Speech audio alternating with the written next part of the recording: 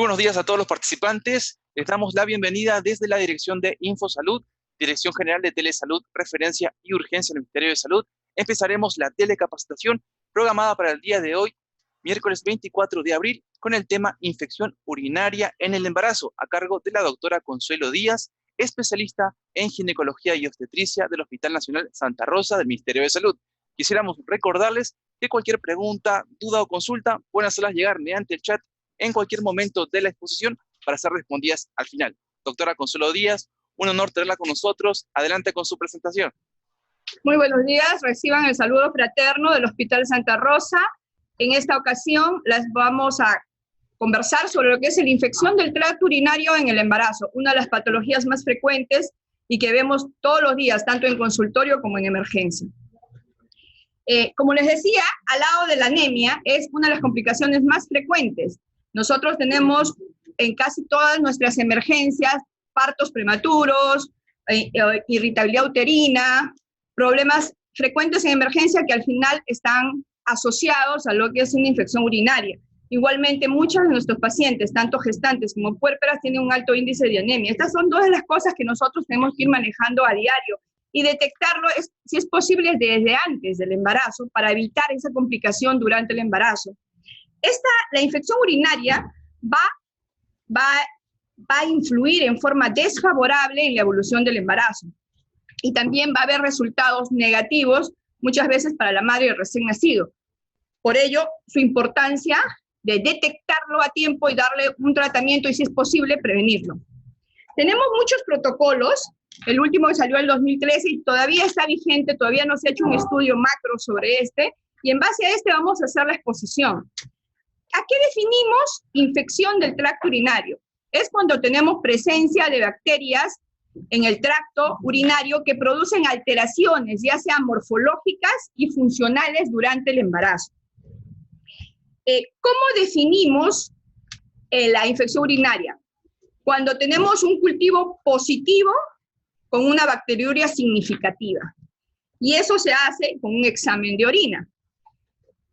¿Qué cosa es una bacteriuria significativa? Cuando encontramos más de 100.000 unidades formadoras de colonias de uropatógenos en orina recogida en emisión espontánea, va a decir cuando la paciente orina, simplemente, o más de 1.000 si se orina, se le toma de una sonda vesical, o cualquier cantidad si hay una punción suprapúbica, que es lo menos frecuente. Lo que más hacemos es nuestro examen de orina y nuestro cultivo. Tengamos en cuenta que no siempre los exámenes de orina, se apagó, no siempre los exámenes, ya está, los exámenes de orina nos dan la muestra de lo que es una infección urinaria. Por ello, vamos a ver más adelante la importancia de hacer un cultivo en una paciente gestante. La frecuencia de las infecciones urinarias en el embarazo. La frecuencia que tenemos a nivel internacional, otra vez, corta, ¿ya? Un poquito, ya. La frecuencia de las infecciones urinarias en el embarazo llega del 5 al 10%. La más frecuente viene a ser la bacteriuria asintomática, que podemos encontrar de 2 al 11%. La cistitis del 1,5% y la pleuritis 1 o 2%. Vamos a concentrarnos en lo que es la bacteriuria asintomática. ¿Qué cosa quiere decir bacteriuria asintomática? Quiere decir que esta paciente tiene un examen de orina, un cultivo positivo, pero no tiene síntomas. Eso es lo que nos da más riesgo todavía en el embarazo. ¿Cómo es la fisiopatología? ¿Por qué tenemos esto? En el embarazo todos sabemos que van a producirse cambios en el tracto urinario. Va a haber una disminución del tono y actividad muscular de la pared del uréter. Es decir, se va a mover menos, ¿no? Y hay una dilatación del uréter superior y los cálices renales, tal como podemos ver ahí, ¿no? Y también existe una hidronefrosis fisiológica del embarazo, que es a partir de las 7 semanas, que a predominio derecho, en 9 a 10, de 9 a 10, de las pielonefritis agudas. Entonces, aquí, como ustedes ven, los cambios del tracto urinario en embarazo se van a producir principalmente por el aumento de la progesterona, que es la que va a producir la disminución del tono de la actividad muscular de la pared del uréter y genera los siguientes cambios que ustedes han evidenciado. ¿Esta progesterona qué es? Es un miorrelajante. Entonces, ¿qué hace? va a actuar a nivel del tono y la peristalsis del uréter. Entonces no va a tener un tono adecuado y no va a haber una micción como es en una paciente que no tiene un embarazo, ¿no? Entonces, aparte de ello, como ustedes ven, el bebé comprime a la vejiga. Ustedes están viendo ahí en la imagen, el bebé comprime a la vejiga y esa compresión mecánica va a favorecer a la aparición de un residuo postmiccional. Entonces, tenemos a la acción de la progesterona y a la compresión mecánica entre los factores. Otra cosa importante a conocer son los cambios en la pared vesical. Va a haber disminución del tono por la acción que hemos dicho, el incremento de la capacidad y un vaciamiento incompleto con un reflujo, como ustedes ven, lo que es normal y el reflujo que se produce cuando hay todos los cambios que hemos señalado. Aparte de ello, seguimos insistiendo, la progesterona nos va a producir una hipomotibilidad. Esto va a disminuir el peristaltismo, quiere decir el movimiento, y va a disminuir la reducción del flujo de la orina. Por tanto, va a haber menor capacidad del riñón para liberarse por sí mismo de la infección. Entonces, es ahí donde tenemos que actuar. Aparte de ello, ¿qué cambios químicos hay en la orina? Primeramente, la orina de una mujer embarazada, el pH urinario está aumentado, porque empieza por la misma alteración de su función renal a excretar bicarbonatos. También puede haber glucosuria por incremento de la reductificación bacteriana. ¿Qué factores de riesgo condicionan a esta paciente para tener una infección urinaria? Hay que preguntar. La historia clínica nos da el 60% del diagnóstico y eso no va a variar. Entonces, nosotros cuando recibimos a una paciente en consultorio de emergencia le preguntamos antecedentes. Antecedentes, señora, ¿usted sufre alguna enfermedad? ¿Ha padecido alguna enfermedad? No, te dicen, ¿no? Entonces, si usted no le pregunta a la paciente si alguna vez ha tenido infección urinaria, ellas generalmente piensan que eso es lo que a toda mujer le da. Entonces, tenemos que preguntar, señora, ¿ha tenido alguna vez infección urinaria? Y vemos que si alguna vez ellos han tenido infección urinaria, van a volverse a repetir y con más tendencia en el embarazo. Del 24 al 38% de las pacientes que tenemos que tienen bacteriuria asintomática han tenido infección urinaria anteriormente, pero no lo dicen a la hora de preguntarle en la anamnesis espontáneamente. Tenemos que inducirles, tenemos que preguntar si ha tenido alguna vez infección urinaria para poder pensar en esta patología. Aparte de ello, es importante las condiciones socioeconómicas. Las malas condiciones socioeconómicas permiten que sea 5 veces más frecuente esta enfermedad. Otra patología crónica importante y más frecuente en estos tiempos, la diabetes, la litiasis renal. Cuando hay trasplante hay 50% de posibilidades, alguna vez esa paciente ha tenido trasplante, de que tenga infecciones urinarias, lesiones medulares, etc. ¿Cuáles son las vías de de contaminación más importantes?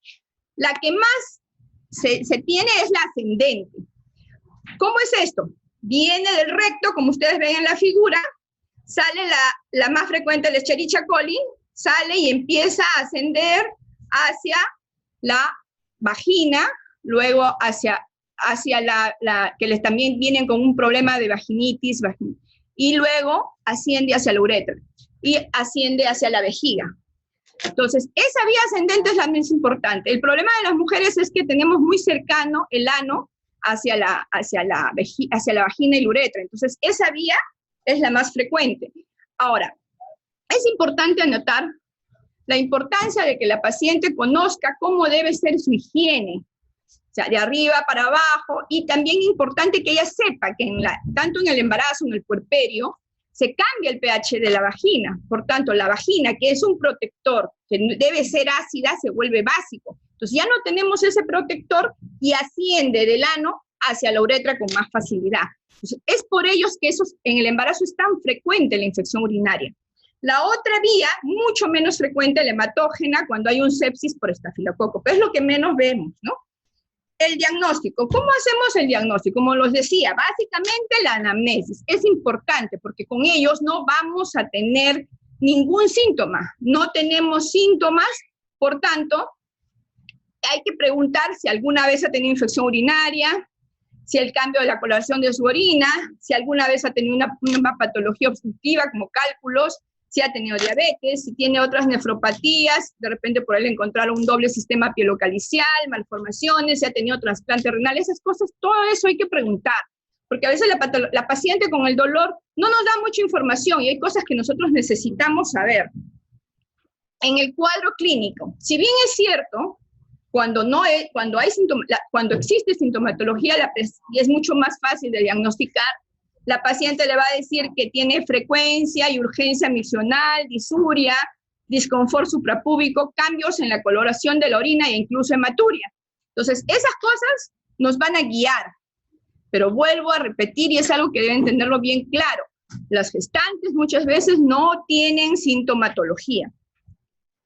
Los exámenes de laboratorio, básico, un examen de orina que te va a orientar al inicio de cuando estás en una emergencia o cuando estás en un consultorio, más o menos si hay una tendencia a que, o hay un factor que puede condicionarte a tener una infección urinaria, ¿no? Puede haber leucocituria, generalmente se considera con más de 10 leucocitos por mililitro en una cámara, o más de 3 a 5 leucocitos por campo en 40 aumentos. Hay que ver el tipo de laboratorio que tenemos. Y obviamente cuando hay un urocultivo positivo. Por esto de que tenemos mucha bacteriuria sintomática, sería bueno instaurar a nivel del Ministerio de Salud y todo lo que sea preciso, que se haga urocultivo a toda gestante. Es la única manera más precisa de saber y de poder dar un tratamiento adecuado, porque las pacientes vienen manejadas ya por farmacias, por otros profesionales que no se dan cuenta que puede ser una infección urinaria y les dan otro tipo de tratamiento. ¿Por qué? Porque no tiene síntomas. Y eso es importante, como pruebas basales, no solo un examen de orina, sino un urocultivo. Y cada institución debería manejar su mapa de gérmenes para poder saber a qué gérmenes es resistente, qué gérmenes son más resistentes, y tener un mapa bacteriológico y antimicrobiano para hacer un mejor manejo de nuestros pacientes. La toma correcta de la muestra es muy importante. Muchos pacientes, eso lo pueden encontrar en cualquier guía, cómo debe hacerse la muestra. El problema de muchas pacientes es que no saben tomarse la muestra, y muchas veces se contamina con la orina, y nos da una flora mixta y ya perdemos la oportunidad de diagnosticar y dar un tratamiento adecuado. ¿Cuándo pasa eso? Cuando el frasquito generalmente lo rozan cerca a la vulva o cerca a la vagina y no saben en qué momento tomar la muestra de la orina. Se toma el chorro medio, siéntese señora, hay que darnos el tiempo de explicar, porque muchas veces damos el examen, un urocultivo y viene con su resultado. Y eso no es, ¿no? Tenemos que explicarle cómo va a tomarse la muestra. Claro que deberíamos tener un poco más de tiempo a veces en la consulta o en la emergencia, pero es el tiempo que tenemos que dar porque el resultado va a ser favorable. Separar bien las piernas, lavarse con una higiene previa y tomar el chorro medio al aire, sin tocar las piernas, sin tocar ninguna parte. Se dice la primera orina de la mañana, pero también puede ser 2 horas después de haber hecho la última orina, ¿no? Entonces, hay que tener, si es posible, en nuestros centros, muestras para enseñarle más fácilmente a nuestra paciente que se lave las manos, que debe separar los labios exteriores, que no debe tocar ¿cómo se llama? La parte del inodoro, limpiar los genitales, todo en los precisos momentos de hacerlo, ¿no? Y llevarlo a un centro de salida antes de las 2 horas, porque a veces nos vienen con el examen ya de muchas horas, sobre todo si viven lejos. Entonces, hay que explicarle a la paciente cómo debe tomar la muestra para no perder la oportunidad de hacer un excelente diagnóstico. Ahora, nosotros en muchos sitios tenemos pruebas de nitritos que se hacen con la cinta, ¿no? El test de Gries. Esta prueba de nitritos de bacterias nos permite usar pruebas reactivas que tienen una buena sensibilidad y sobre todo especificidad, pero también nos dan falsos positivos, ¿no? Y es importante de todas maneras porque nos da la idea de saber que hay una infección, pero no tener nitritos no indica que no hay infección. Pues quiere decir, si tenemos nitritos positivos, estamos hablando de una infección urinaria, pero si no lo tenemos, ahí hay que ver otros síntomas o otros signos que nos pueden indicar que hay una infección urinaria. La etiología más frecuente, ¿cuál es? La Escherichia coli. Eso ya lo hemos visto, ¿por qué? Por la cercanía de los genitales y de la vía urinaria al ano de la mujer. Otro menos frecuente, con una gran diferencia, el Proteus y la Klebsiella. Ves que la Escherichia coli puede llegar hasta el 90%, ¿no? Y todo lo que son Enterobacter, Enterotoco, todos los que viven en la vía del recto, del ano, puede producirnos infección urinaria. Entonces, nosotros en el hospital tenemos en nuestra página web el pareto de microorganismos aislados en los cultivos del 2012 al 2016. Y ustedes pueden ver marcadamente cómo se ha podido aislar la Escherichia coli en más de 2.000 muestras, ¿no? Que llega más o menos al 80 a 90%. Entonces, es importante este microorganismo. Otra cosa importante es ver cómo los cultivos positivos, cuando se tomen, van en aumento, ¿no? O sea, es importante tomar los cultivos, porque esto, como les vuelvo a decir, nos va a dar qué germen es el más frecuente, nos va a poder ayudar a realizar nuestro mejor diagnóstico, saber qué gérmenes tenemos con frecuencia en nuestros pacientes y qué antibióticos están siendo resistentes o sensibles. Nosotros tenemos muchos problemas con antibióticos que son usados, que vienen ya manejados de centros de salud, o simplemente la paciente se automedica y ya nos hacen mucha resistencia, ¿no? Tenemos también una frecuencia de los microorganismos aislados en cultivos positivos, ¿no? Tenemos ahí, por ejemplo, Escherichia coli en ginecología, incluso con beta-lactamasa de espectro ampliado, ¿no? Siempre ha sido en nuestras secreciones vaginales y en el cultivo la Escherichia coli la más frecuente, como ustedes pueden observar. Entonces, vamos a hablar de la Escherichia coli o cocobacilo, que es el serotipo 0, ¿no? Que es la que más frecuente produce las pielonefritis agudas, debido a sus adhesinas, o a su pili, o a su fimbrae, con endotoxinas que causan daño tisular, fibras hacia las fibras, tienen predisposición por las fibras musculares lisas, donde aumentan la presión y el reflujo, como hemos visto. Ahora, hemos hablado de la bacteriuria sintomática. Ahora hablamos de la cistitis y la pielonefritis aguda. La bacteriuria sintomática de todas las infecciones urinarias en el embarazo puede llegar al 11%, la cistitis al 1.5% y la pielonefritis al 1.2%. En nuestro hospital incluso hemos tenido problemas de sepsis en gestantes desde el punto de vista urinario, ¿no? Entonces, ya hablamos de la bacteria sintomática. ¿Cómo diagnosticamos cuando tiene un cultivo positivo? Hay bacteriuria significativa de un patógeno, y hemos hablado de qué es bacteriuria significativa, y no hay síntomas clínicos. Ahí diagnosticamos bacteriuria sintomática. La evidencia, ¿qué tenemos que hacer? Primer control prenatal. Importante, tomar por favor un urocultivo de 9 a 16 semanas.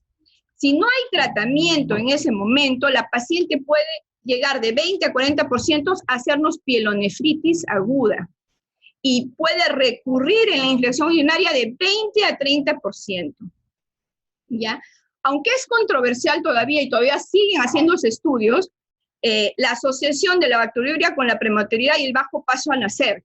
En realidad, en los estudios no se han hecho estudios completos, pero hay mucha relación, sobre todo porque produce irritabilidad uterina y empiezan y arrancan con las contracciones. Se sabe que la prematuridad, la causa más frecuente es idiopática, pero la que sigue en continuidad son las infecciones, y la urinaria es una de las más frecuentes. Según Cochrane, todo tratamiento antibiótico de bacteriuria en gestantes es en 10 ensayos clínicos aleatorizados y concluye que el tratamiento de antibióticos se asocia con una reducción de la tasa de prematuridad o bajo peso al nacer. ¿Qué quiere decir esto? Que si nosotros evitamos que la gestante avance en su enfermedad con la patología urinaria, vamos a evitar la prematuridad y bajo paso al nacer. Eso lo dice Cochrane en todos los estudios aleatorizados que ha hecho, en 10 ensayos. Entonces, yo sugerimos desde siempre poder hacer el urocultivo y tener un diagnóstico adecuado y tratamiento para nuestra gestante. Y enseñarles a ella la importancia de su higiene. La cistitis aguda. ¿Cómo es la cistitis aguda? Si hay clínica, hay urgencia, frecuencia misional, disuria, dolor suprapúbico, hay hematuria, y puede haber un cultivo positivo de más de 100.000 unidades, y esto solo se produce en el 50%. Muchos cultivos positivos son infecciones urinarias y a veces no salen en nuestros laboratorios. Eso es algo que tenemos que manejar también. Y es mucho más frecuente la cistitis en la segunda mitad del embarazo, por la misma presión y compresión mecánica que hace el feto. Entonces, como ustedes pueden ver, las bacterias pueden ir subiendo de la uretra, las bacterias del recto suben y se meten en la uretra. Esta es más o menos la vía ascendente que les expliqué, y pueden subir a la vejiga y luego al riñón. Y en la cistitis pasa eso, ¿no? Empieza a haber la compresión mecánica, primero la vía ascendente, la compresión mecánica que hace que las bacterias empiecen a limpiarse, se lavan y salen de la vejiga, por tanto, puede limpiarse automáticamente y no producir tanta molestia. Pero si esto persiste, ya las bacterias empiezan a ascender y a producir patología.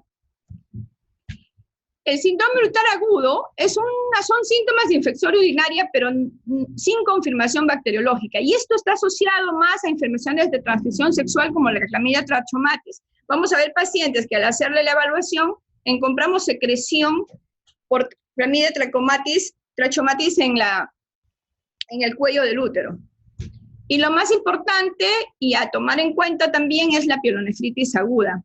Son los mismos síntomas de cistitis agudas que pueden haber o no haber en nuestras embarazadas, pero se asocian, generalmente nos llegan ya de frente con fiebre, en picos, y desaparece generalmente a las 48 horas post antibiótico, cuando es un antibiótico bien indicado, ¿no? Puede haber dolor lumbar, uni o bilateral. La paciente en general viene por anorexia, náuseas, vómitos, y muchas veces por la fiebre hace deshidratación. Hay que hacer un diagnóstico diferencial con otras patologías como son apendicitis y colecistitis. ¿Por qué hacemos ese diagnóstico diferencial? Porque muchas veces la paciente no refiere síntomas urinarios.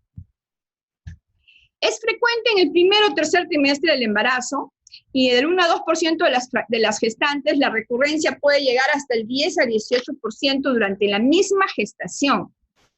Los urocultivos se deberían hacer en el primer, segundo y tercer trimestre, así como parte de su control prenatal cada 3 meses, en lo que es laboratorio médico, ¿no es cierto?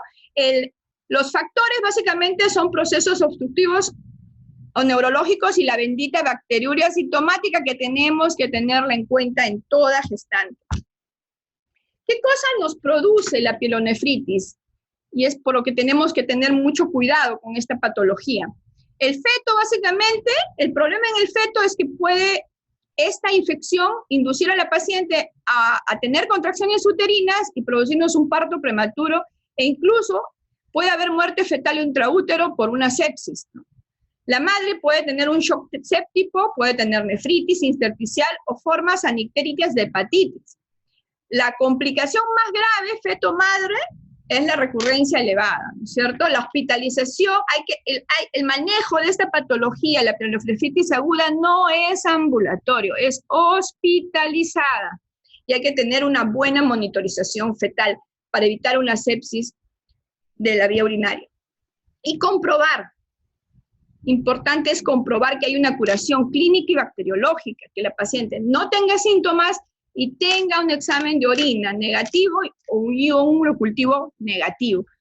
Eso es importante, porque muchas veces tratamos la infección urinaria, se va de alta la paciente y nunca más la vemos. Y es importante saber si hemos tratado o no esa infección urinaria, porque si no se va a repetir. Hay muchos algoritmos para el diagnóstico y tratamiento de lo que es la infección urinaria, ¿no? Si tenemos un urocultivo positivo, hay que darle tratamiento según el antibiograma, repetir el cultivo en 1 semana post-tratamiento. Es importante la comprobación bacteriológica, y si sale negativo, su control mensual. Ya, eso es lo que todo el mundo quisiera tener. Pero si el urocultivo sale negativo y tiene un riesgo elevado de infecciones urinarias altas, tenemos que hacer un urocultivo mensual. Si es riesgo bajo, no necesita controles. Entonces, pero si al repetir en una semana, después de que salió positivo, le diste tratamiento, repites en una semana y te sale positivo, puede haber una reinfección o puede ser una recidiva. Si hay una reinfección, tienes que hacer una profilaxis postcoital, una terapia supresiva hasta el parto y excluir una anomalía urológica. Si hay una recidiva, hay que dar un tratamiento de 14 a 21 días y un urocultivo post-tratamiento. Si esto sigue positiva, tratamos como una recidiva. Entonces, es importante, y estos algoritmos ustedes lo van a encontrar en cualquiera de los libros, en todos los estudios que tenemos aquí. En los libros, en el internet, en Scholar Google, tienen ustedes, tienen un montón, hay un montón de estudios que ustedes pueden ver. Lo más importante es lo que más se acomode a su realidad, pero siempre con una comprobación bacteriológica como un urocultivo, ¿ya? Entonces, el cultivo de orina debe realizarse en la primera visita prenatal. Eso es importante, y todo lo que le hemos dicho es más o menos lo que se hace en una gestante, ¿no? Si es negativos, no necesita; si es positivos, tratamiento adecuado del urocultivo de control, y etc. ¿Qué tratamientos usamos? El tratamiento de la bacteriología zoonotic y la cistitis básicamente es bioral, ¿no? Entonces nosotros usamos acá en el hospital, usamos todo lo que es amoxicilina clavulánico, cefuroxima-acetil, nitrofurantoína, depende de lo que nos salga en el urocultivo, ¿no? Y de cómo ha sido clínicamente, cómo ha ido el antecedente patológico de la paciente, ¿no? En la pielonefritis, básicamente, el tratamiento es hospitalizada. Hay que hacer la valoración obstétrica, le hacemos un hemograma, proteína C reactiva para ir viendo, no el diagnóstico, sino cómo va la evolución de la infección, ¿ya? Hacemos pruebas de función renal y electrolitos, si esta paciente la vemos con un índice de deshidratación, hacemos urocultivo y en caso de ser necesario hemocultivo previo tratamiento, monitorización de signos vitales, que es importante, la fiebre, hidratación endovenosa, hay que conseguir una diuresis mayor de 30 mililitros por hora, e iniciar apenas se tome la muestra el tratamiento antibiótico. Para la pielonefritis aguda, básicamente nosotros usamos la vía endovenosa, ¿no? Que es lo que está indicado, se puede usar ceftriaxona, cefazolina, depende de cada mapa bacteriológico que ustedes tengan. En conclusión, debemos hacer un urocultivo al inicio del embarazo. Las infecciones urarias con más de 1000 colonias por mililitro se relacionan básicamente a E. coli, no le demos tantas vueltas.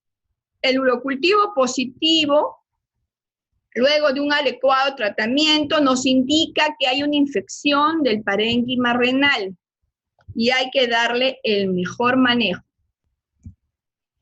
La pielonefritis, ¿qué nos indica? Infección del parénquima renal, que hay pus en el riñón. Eso tiene que quedarnos bien claro. Y el tratamiento de eso tiene que ser agresivo, porque puede haber una sepsis desde ese punto de partida.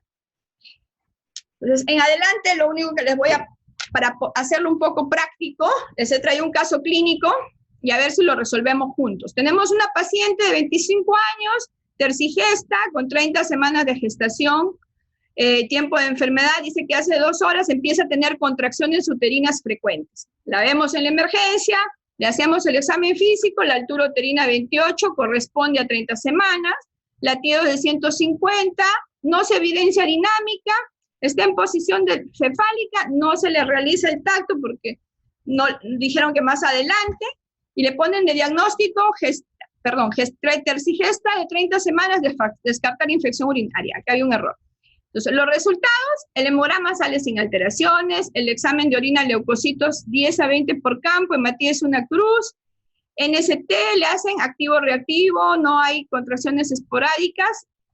Bueno, en realidad hay más a esta edad, lo que más que ver si es activo-reactivo es que ver si hay contracciones, ¿no?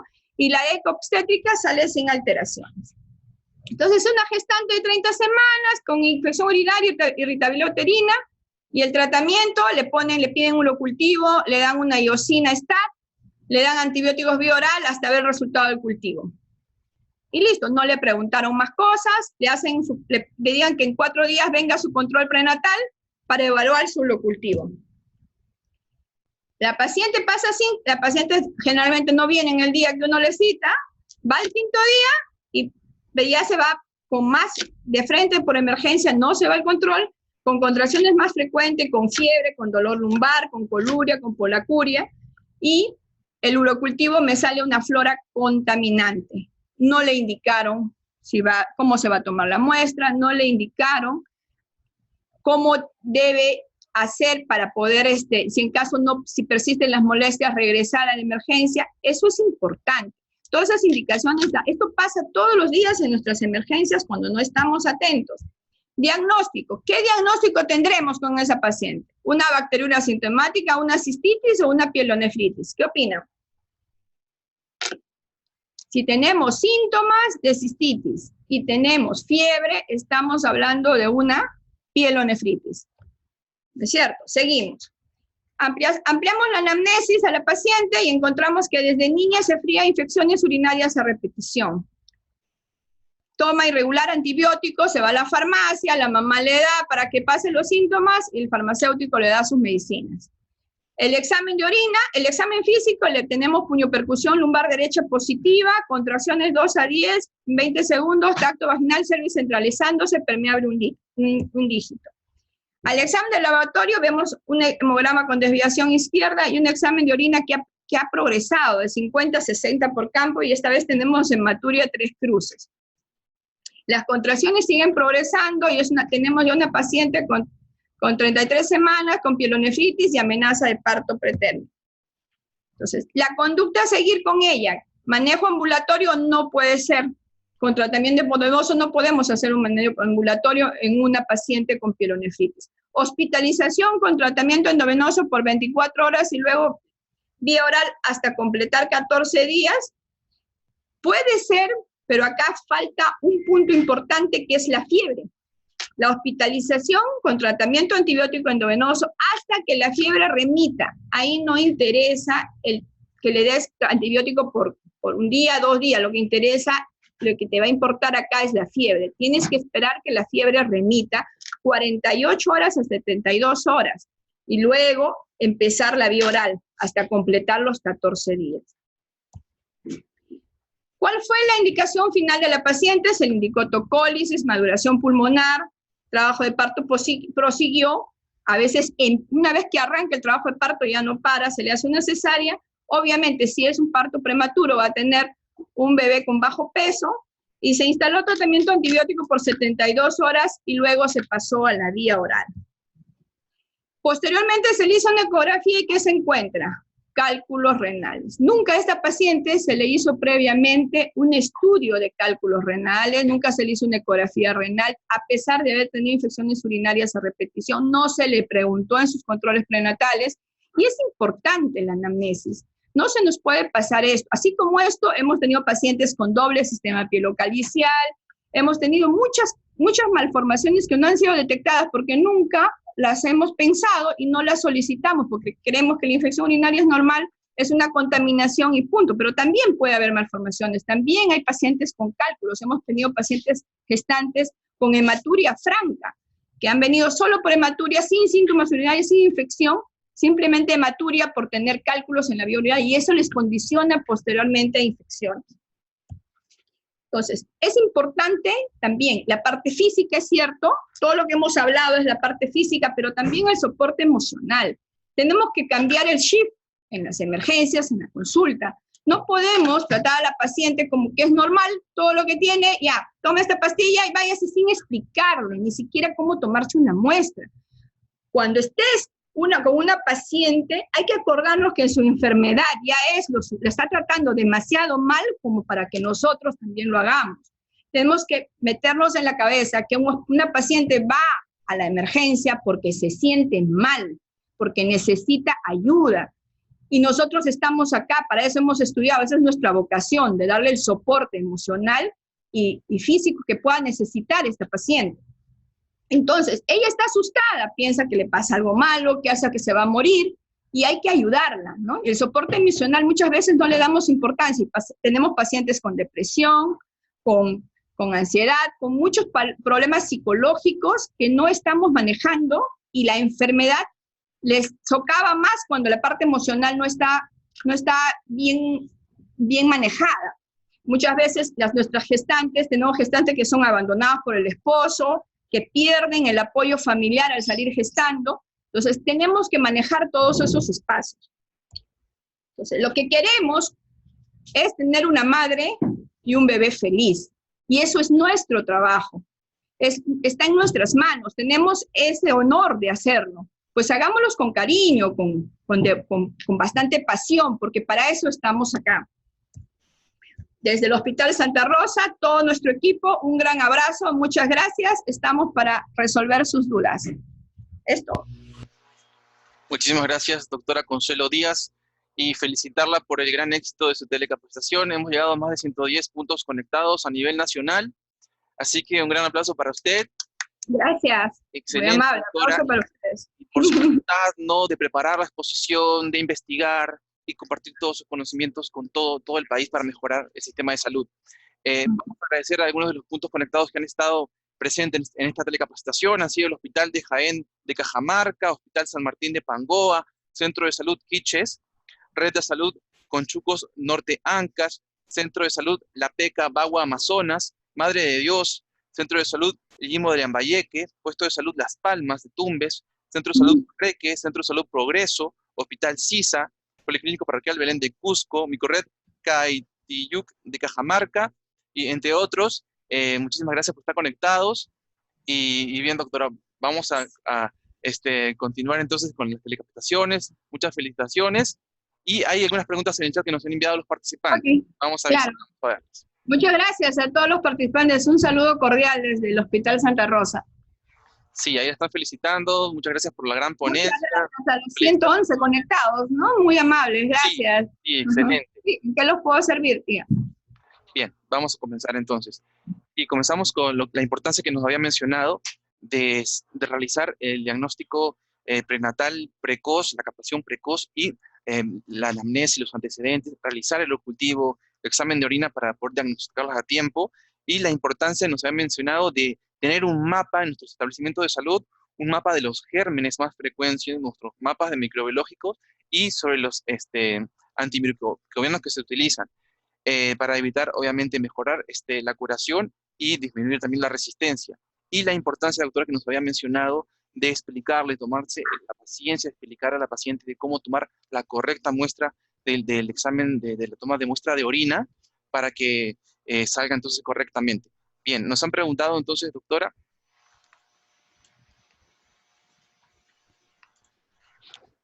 Bien, muy buenos días, nos dicen, continúa el uso de nitrofurantoína para la bacteriuria sintomática y las cefalosporinas de primera generación. Sí, todavía lo estamos usando. Como le digo, no todas las pacientes tienen resistencia antimicrobiana. Hay que ver la clínica de la paciente y las antecedentes, si ha tenido infecciones urinarias a repetición. Usamos más las cefalosporinas en pacientes que no han tenido nunca infecciones urinarias, y la nitrofurantoína en pacientes que ya han tenido infecciones urinarias, porque no se usa mucho y no hay mucha resistencia. En cambio, si ya han tenido infecciones urinarias, generalmente son resistentes a las cefalosporinas. Excelente, doctora. Continuamos. Dice, ¿cómo se actúa ante una gestante con litiasis renal, ante un cólico renal y terapia con la litotricia? Bueno, litotricia no la vas a poder hacer a una paciente tendrías que esperar después de la gestación. Pero sí hemos tenido pacientes con cólico renal, con hematuria, le hemos tenido que dar analgésicos de la vía urinaria, analgésicos tipo iosina, Pridán, ¿no? Para poder contrarrestar. Iosina más metamizol es lo que usamos acá por el CIS, y hospitalizadas, hacerles un monitoreo fetal, sus pruebas de bienestar fetal y controlar a ella el dolor, nada básicamente, porque litotripsia no lo podemos hacer. Posteriormente al embarazo ya le damos el tratamiento. Excelente, doctor, muy importante. Nos han preguntado también del centro de Illimo de Lambayeque. Dice, ¿se debe dar tratamiento a pesar de que el examen salga bajo en leucocitos, pero la sintomatología esté presente? Por supuesto. Como les dije, hay un 50% de urocultivos que nos salen falsos negativos. Entonces, si tenemos la sintomatología, te manda la clínica, y eso no va a cambiar. De todas maneras, si hay sintomatología, hay que dar tratamiento. Ujú. Perfecto, doctora. Nos han preguntado sobre la opinión del uso de la fosfomicina.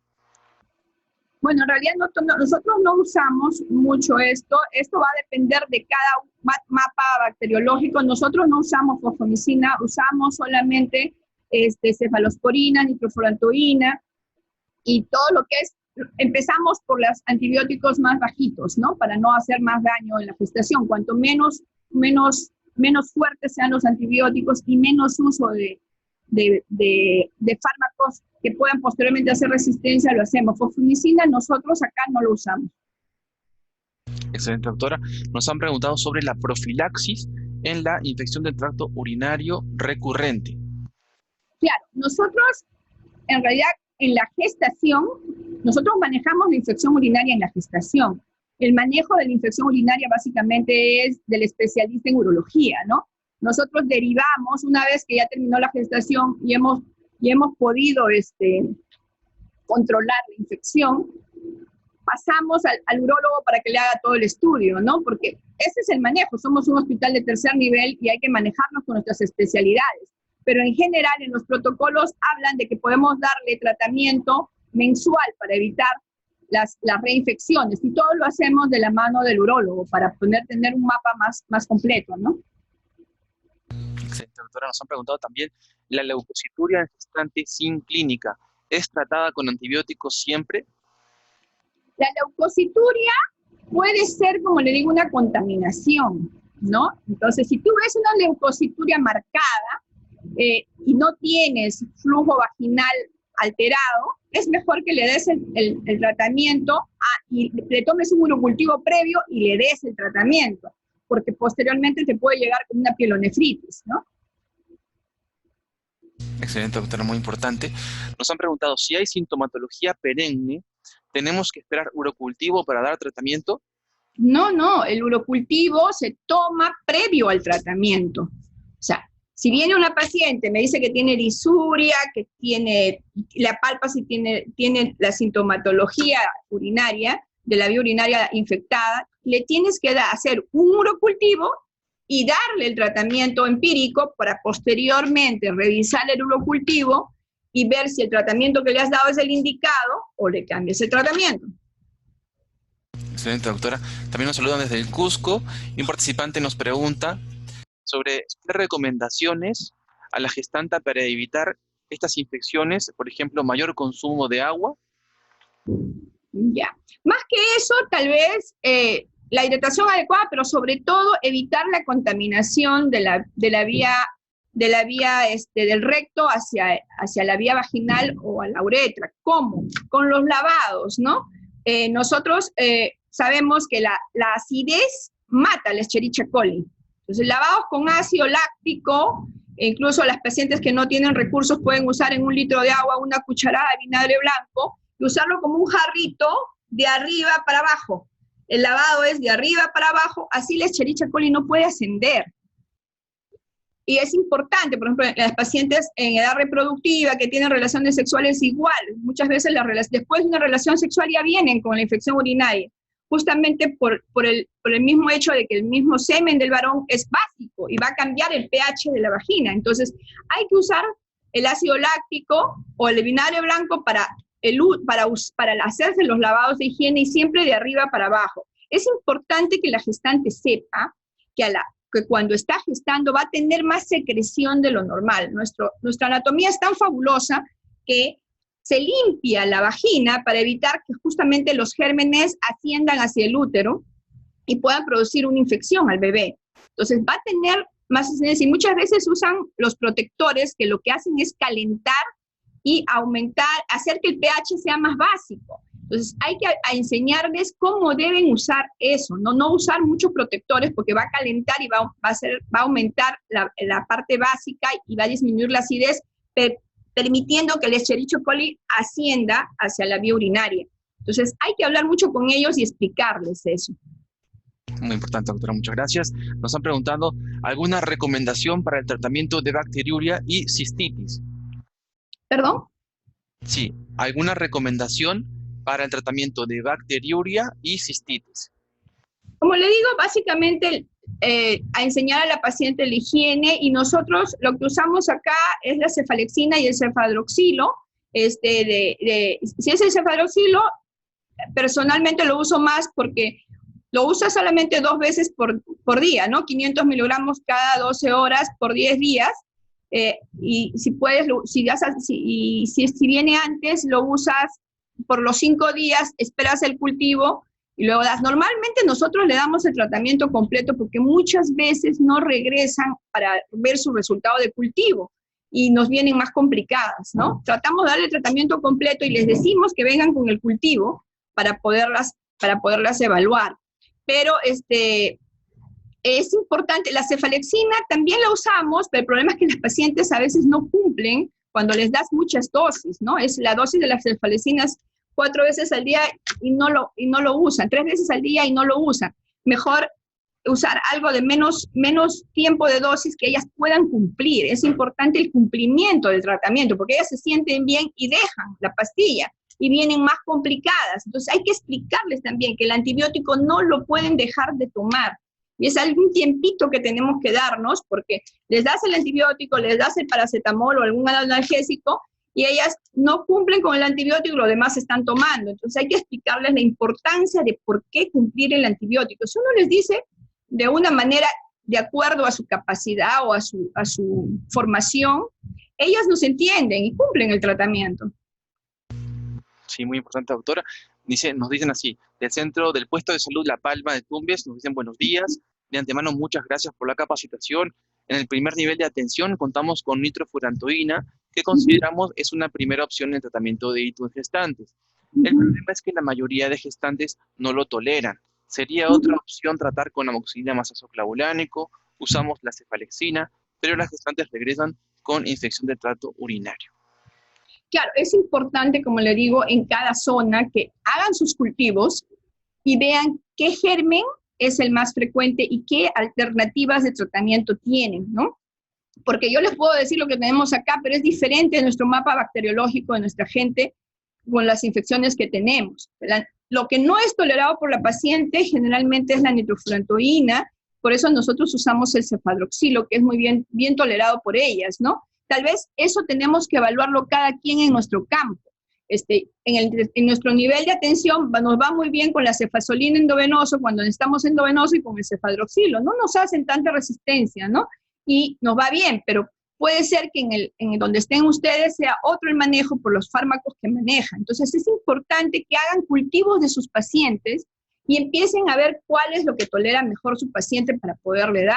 El embarazo de por sí produce intolerancia gástrica, varios tipos de intolerancia, y tal vez ver si tiene otros factores la paciente, una gastritis, que muchas veces es muy frecuente en el embarazo por los problemas psicoemocionales que se presentan, ¿no? Muchas gracias, doctora. Nos han preguntado también sobre el uso de nitrofurantoína o cefalexina diaria hasta el parto en infecciones recurrentes. Claro, es lo que comentábamos anteriormente. Infecciones recurrentes se puede dar en tiempo prolongado, pero siempre conversando con nuestros especialistas de urología y el manejo y viendo cómo es el manejo en nuestra población, ¿no? Pero dependiendo de cuánta recurrencia haya, ¿no? Y también de repente la recurrencia no sea tanto por el fármaco y sea por una falta de higiene, ¿no? O por no usar bien la higiene como debe ser, ¿no? O sea, no hacerse unos lavados adecuados o tener una mala condición de sanidad. Entonces, no solamente hay que enfocarnos en los antibióticos, hay que enfocarnos también en la parte sanitaria, en la parte de higiene personal de la paciente. Muchas de las vulvovaginitis, por ejemplo, son causadas por un problema de desconocimiento de las pacientes, y esas mismas nos pueden producir infecciones, ¿no? De la vía urinaria. Entonces, hay que hablar con ellas, hay que darnos el tiempo de preguntar, no solo es recetar un antibiótico, nos enfocamos mucho en el antibiótico, y al final no tenemos respuesta. Hay a veces muchas pacientes que tienen infecciones de repetición, y el único problema era una mala higiene, ¿no?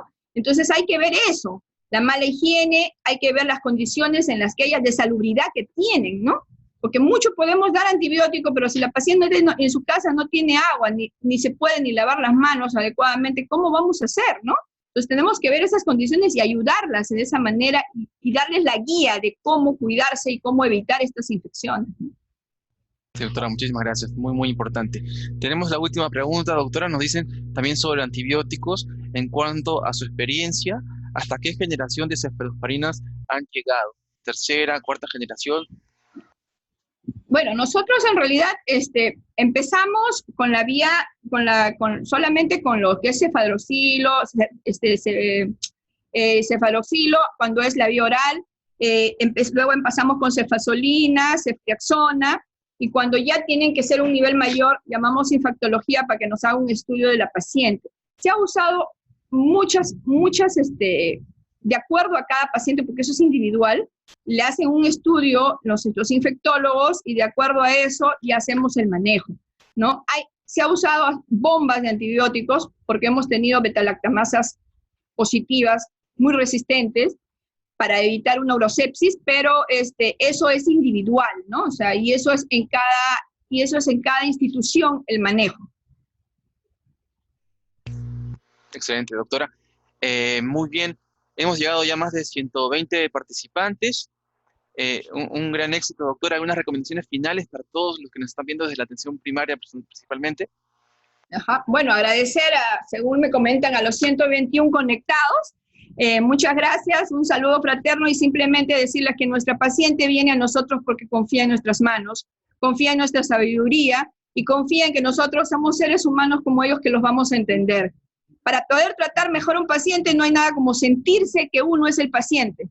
¿Cómo me gustaría que a mí me traten? ¿Cómo me gustaría que me manejen? Y así lo vamos a hacer mucho mejor.